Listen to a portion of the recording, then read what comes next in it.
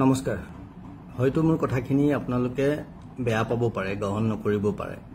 প্ৰসংগ জুবিন ক্ষেত্ৰ মানে জুবিনক যত সমাধিস্থ কৰা হৈছে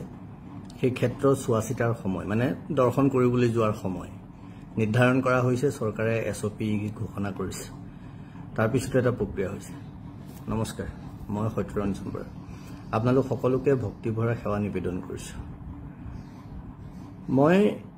এটা কথাটো আচৰিত হৈছো যে গুণী জ্ঞানী সকলে যিসকলক আমি সাধাৰণতে গুণী জ্ঞানী বুলি ভাবো তেওঁলোকো কৰবাত আবেগৰ দ্বাৰা পৰিচালিত হৈছে নেকি মোৰ যিমানখিনি অকণমান পঢ়া শুনা কৰি যিখিনি মই জানিছো যে জৰুৰীকালীন যিবোৰ সেৱা চিকিৎসা সেৱা হওক সেয়া জুই নুমুৱাৰ সেৱা হওক আৰু স্মশান এই তিনিটা ক্ষেত্ৰ মূলত জৰুৰীকালীন সেৱা আৰু আপোনাৰ স্মশান য'ত মানুহৰ সদাহ কৰা হয় এই দুটা ক্ষেত্ৰই 24 ঘণ্টা মুকলি থাকে এতিয়া আমি এইটো জানিব খুজিছো যে জুবিন গাৰ্গক য'ত সমাধিস্থ কৰা হ'ল সেইখন এখন ৰাজহুৱা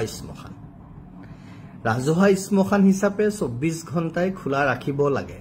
কাৰণ স্মশান 24 ঘণ্টাই খোলা ৰাখিব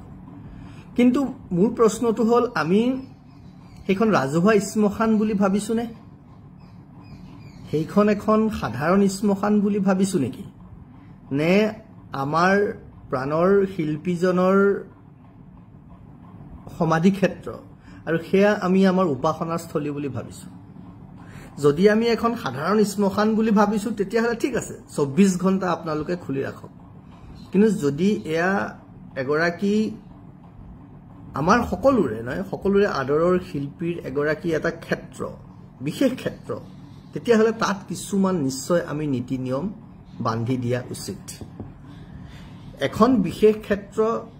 আপোনালোকে য'ত উপাসনা কৰিবলৈ যায় পৃথিৱীত এনেকুৱা কোনো ঠাই নাই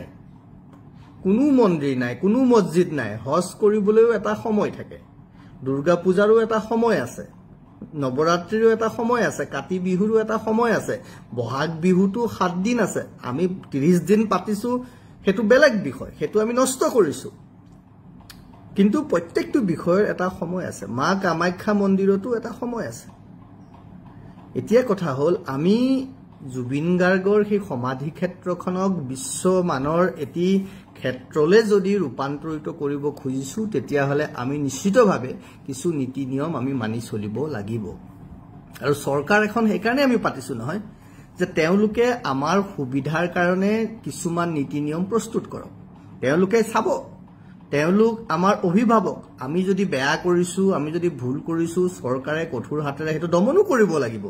তেওঁলোকক সেই দায়িত্ব দিয়া হৈছে এতিয়া কোনোবাই তাত গৈ যদি বেয়া কৰ্ম কৰিছে যিখিনি কথা আমি সংবাদ মাধ্যমৰ যোগে শুনিছো বা মাননীয় মুখ্যমন্ত্ৰী মহোদয়ৰ বক্তব্যটো শুনিছো আপুনি কওকচোন সচেতন এজন ব্যক্তি হিচাপে সমাজত যিসকলে সত্য শুদ্ধ আৰু শান্ত শৃংখলাবদ্ধ পৰিৱেশ এটা বিচাৰে তেওঁলোকে বাৰু হজম কৰিব পাৰিবনে যে জুবিনৰ সমাধি ক্ষেত্ৰত বটলৰ মুখেৰে খাফৰে মদ ঢালি দিছে তাত গৈ বিভিন্নজনে অশ্লীল আচৰণ কৰি শব্দ বাক্য কৰিছে চিঞৰ বাখৰ কৰিছে সেয়া উপাসনা ক্ষেত্ৰ হ'ব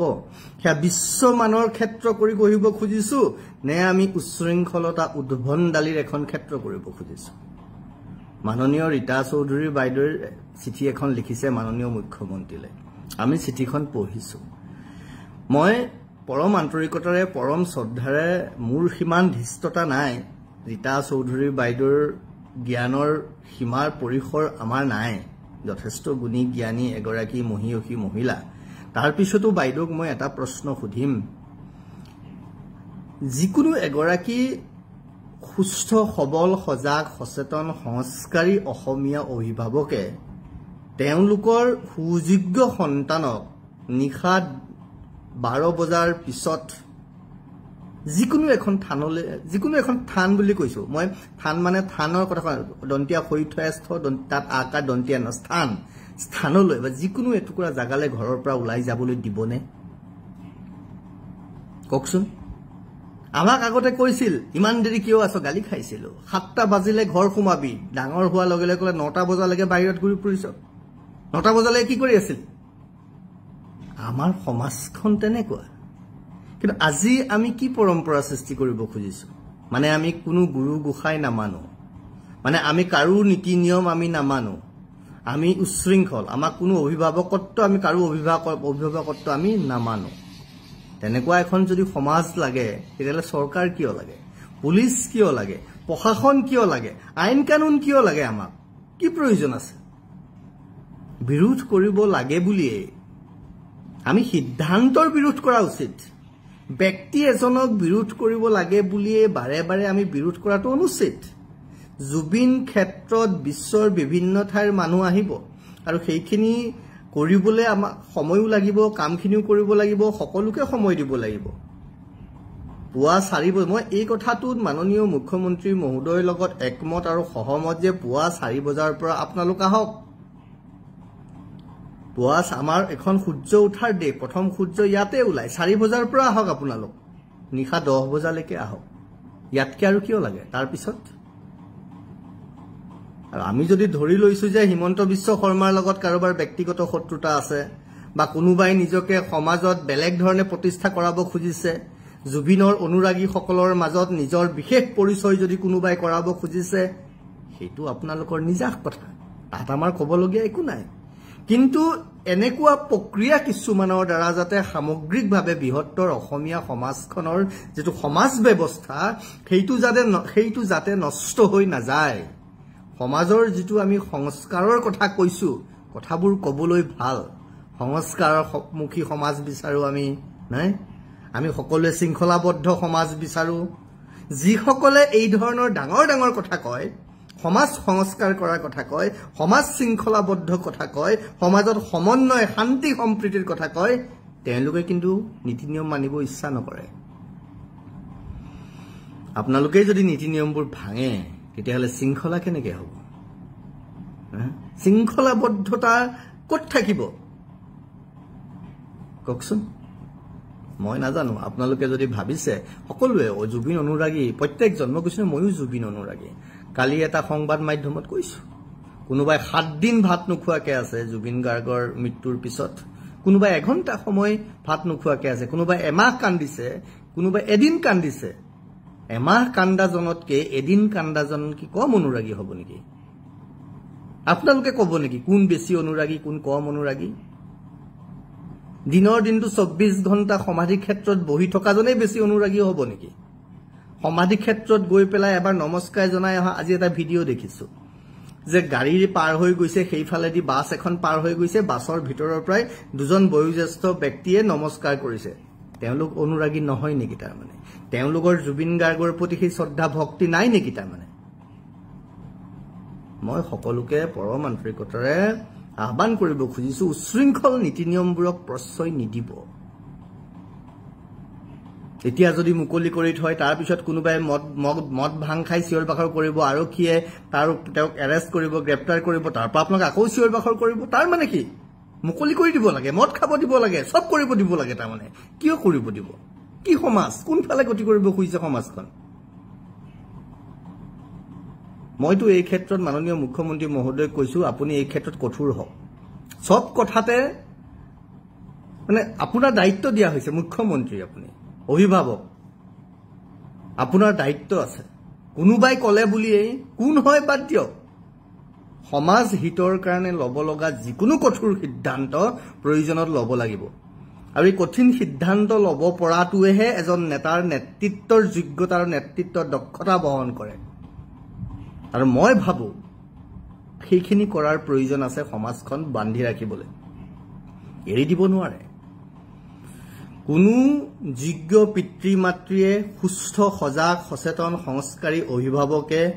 নিজৰ সন্তানক নিশা 10 বজাৰ পিছত ঘৰৰ পৰা ওলাই যোৱাটো নিবিচাৰে ঘৰৰ বাহিৰত থকাটো নিবিচাৰে আমি দেখোন বাৰে বাৰে কৈ থাকো অৱশ্যে আপোনালোকে নকবও পাৰে নিশা 12 2 3 বজালৈকে বিয়েৰ বাৰত বহি ডিস্কো ডান্সত বহি চিঞৰ বাখৰ কৰা প্ৰৱণতা যিসকলৰ আছে তেওঁলোকৰ কাৰণে সকলো সেইটোৱেই জীৱন মানে সেইটোৱেই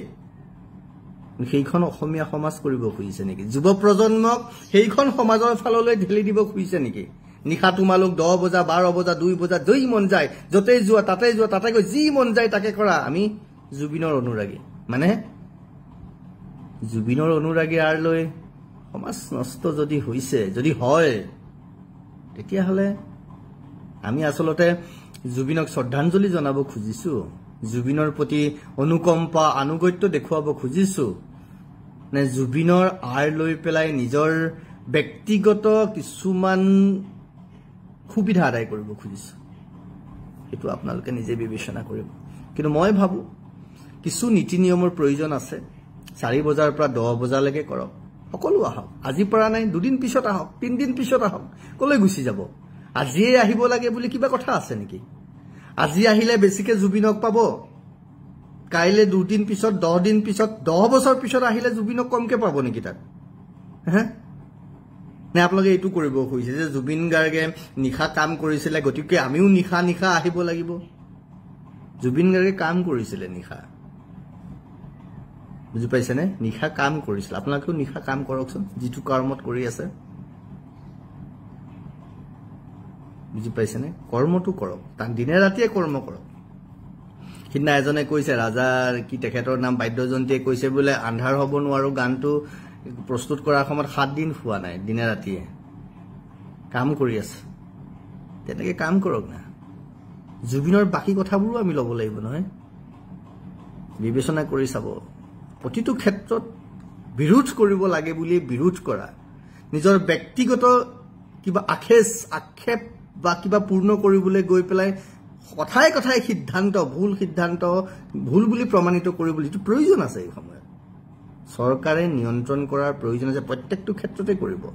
আৰু অতিমাত্ৰা উচিত কতো নহয় আবেগ সকলোৰে আছে আমাৰো আবেগ আছে আৰু যাৰ আবেগৰ ওপৰত নিয়ন্ত্ৰণ নাই তেওঁ ধৰ্ষণকাৰী হয় যাৰ আবেগৰ ওপৰত নিয়ন্ত্ৰণ নাথাকে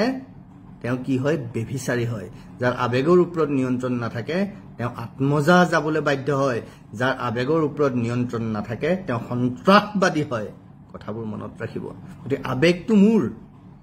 আৰু এই আবেগৰ দ্বাৰা মূল চৰিত্ৰ মূল আচৰণ নিৰ্ধাৰিত হ'ব গতিকে সমাজখনো ব্যক্তিৰ দ্বাৰাহে গঠিত নহয় সমাজৰ দ্বাৰা ব্যক্তি গঠিত নহয় ব্যক্তিৰ দ্বাৰা সমাজ গঠিত গতিকে আমি কেনেকুৱা এখন সমাজ গঠন কৰিম সেই সিদ্ধান্ত অসমৰ ৰাইজে ল'ব কিন্তু মই কম এক সুস্থ এছপি থকাৰ প্ৰয়োজন আছে আৰু আমি যদি বিশ্বত দেখুৱাব খুজিছো এয়া আমাৰ বিশ্ব বৰেণ্য বিশ্বশিল্পী এয়াই জুবিন গাৰ্গৰ ক্ষেত্ৰ তাত কিন্তু সুস্থ নীতি নিয়মৰ প্ৰয়োজন আছে বাকি আপোনালোকে বিবেচনা কৰিব আৰু গালি পাৰিলেও উপায়টো নাই দিয়কচোন সমাজৰ খাতিৰত যেটো মই ভাল বুলি ভাবিছো হেতু কৈছো আৰু কৈ যাম আৰু যেটো মই ভুল বুলি ভাবিছো হেতু কৈ যাম আপোনালোকে মোক ব্যক্তিগতভাৱে ভাল পায় বেয়া পায় তিৰস্কাৰ কৰে গালি পাৰে গ্ৰহণ কৰে গ্ৰহণ নকৰে হেতু আপোনালোকৰ কথা নমস্কাৰ